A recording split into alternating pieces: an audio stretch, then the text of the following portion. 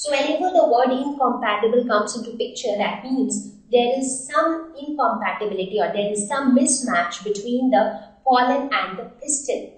So genetic incompatibility between individuals of same or different species is known as self-incompatibility. So what does it do? It prevents self-pollinations. Now let us suppose that the pollen grains, let us consider this flower, okay? So in this flower, if the pollen grains which are produced by this stamen, if this pollen grain and this stigma, if they are not compatible with each other, that is the pollen pistil incompatibility is there, then what will happen? Self-pollination will not be able to take place because the pistil will not accept the pollen, and if the pistil doesn't accept the pollen tube will not be formed and pollination will not take place. So this will prevent self-pollination. So stigma will reject the pollen germination, so pollen tube formation will not take place. And as a result, fertilization does not occur. So all these steps will follow because of pollen pistil incompatibility. So therefore, there will be no seed formation because fertilization has not occurred, so there is no seed formation as well. Now, there is another technique of apomixis, but that has nothing to do with this. Apomixis is totally different. It is almost like an asexual mode where the nucellus cells will divide to form seeds. Question number 7. Why do you think the zygote is dormant for some time in a fertilized ovule? Now, as soon as the ovule gets fertilized, what happens? It becomes a seed. And what happens inside? Inside, a zygote is formed and a PEC, that is primary endosperm cell, is formed. So, two things are formed inside. Now, the zygote waits for the formation of endosperm. Now, what are the two things that are formed inside? One is primary endosperm cell and the other is zygote. Now, over a period of time after fertilization, this primary endosperm cell will develop into endosperm and this zygote will develop into embryo. Now, for the zygote to develop into embryo, it needs some nutrition and the nutrition is provided by the endosperm. So, the zygote waits for some time so that the endosperm is first formed. Once the endosperm is formed, the endosperm will be able to provide it with the nutrition, and by getting that nourishment, the zygote will start its development. So, endosperm provides nourishment to the zygote to develop it into embryo. And the endosperm itself develops from the primary endosperm cell. Now, after the endosperm is formed, development of zygote begins.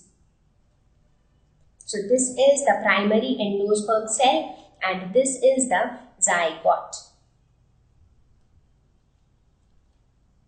Differentiate between hypocotyle and epicotyle, coleoptile and coleorhiza, integument and testa, perisperm and pericarp. So, let us start with hypocotyle and epicotyle. Hypo always means less. So, that part of the embryonal axis which is less than the cotyledons, that is which is below the cotyledons, and epicotyle is above the cotyledon. So hypocotyle terminates at radicle and epicotyle terminates at the climule. Coleoptile and coleorhiza, these are present in monocot seed. They are not present in dicot seed. So that is one similarity, that both of them are present in monocot seed. Coleoptile encloses plumule, it is a covering of the plumule. Coleorhiza is a covering of the radicle. So structure-wise, coleoptile is a conical sheath. It is shaped in the form of a cone. Coleorhiza is an undifferentiated sheath. So it is not exactly differentiated, just a mass of cells which encloses the radicle. Integument and testa. So integument are the layers which covers the ovule. This can be one single layer or it can be multiple layers. Whereas testa is the outermost covering of the seed. So testa is a thick and dead layer, whereas integument is a thin layer but it is living. So integument exists during the pre-fertilization events, that is before fertilization takes place. That time only ovule exists, and when ovule exists, integument exists. After fertilization, the ovule gets converted into a seed. Therefore, there is no more integument. The integument gets converted into the seed coat, and that seed coat is nothing but it has testa as the outer layer. Perisperm and pericarp. So the names look similar, but they are totally different stuffs. Pericarp is the wall of the fruit. So when the ovary gets converted into the fruit, the outermost layer of the fruit is called the pericarp. And perisperm is the remains of the nucellus which is still present in some seeds. Like in the seeds you saw that some of the remains of the ovule still exists. Right? The ovule only turns into a seed. Now inside the ovule, nucellus was also there before. Now sometimes there are no remains, but sometimes there are some remains of the nucellus which are still present, and that forms the perisperm. So it is formed by remains of the ovule. Pericarp is formed by the wall of ovary. So pericarp is part of the ovary. Perisperm is generally dry, but pericarp can be dry or it can be fleshy. Question number 9. Why is apple called a false fruit?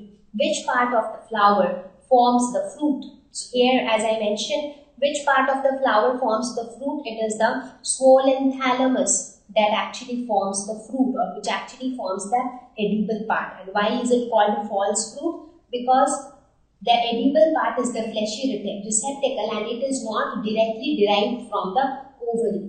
And where is the true ovary? The true ovary is deep inside. Somewhere here, the true ovary is located there.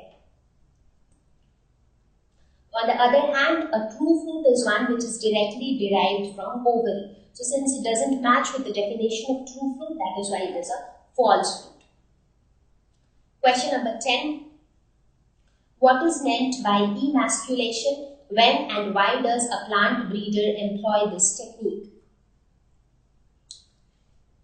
So what is emasculation? As we discussed, masculation is something related to the male part. So emasculation means removal of the male part. So removal of anther from bisexual flowers of the female parent plant. So if you have the female parent plant which has bisexual flowers, that is, they have got both the male and the female parts. So the anthers are removed from there, and this is done before the anthers mature. Now the question is, why do we do this and when do we do this? So when we do it, the answer of when is that it is done before the anthers mature. And the question is, why do we do this? Why are we removing this part? In order to prevent self-pollination, because we don't want self-pollination to take place. Now once the male or the anthers are removed, so only the female part is left over. So self-pollination cannot take place. So there has to be cross-pollination. So breeder use this technique to obtain desired variety of plant, because now the pollen grains can be given by the breeder. So breeder can give his own desired variety of pollen grains and then fertilization can happen.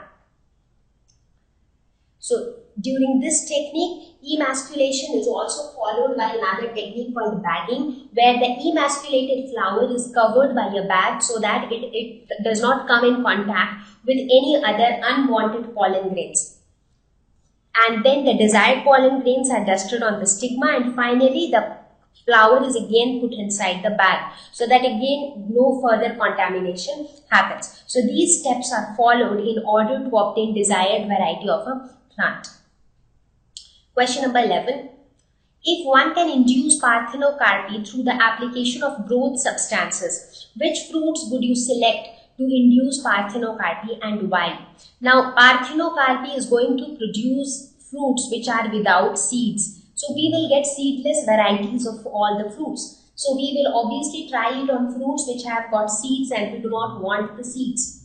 For example, grapes. We would like to have seedless varieties of grapes or seedless variety of banana. So seedless fruits would be produced by parthenocarpy.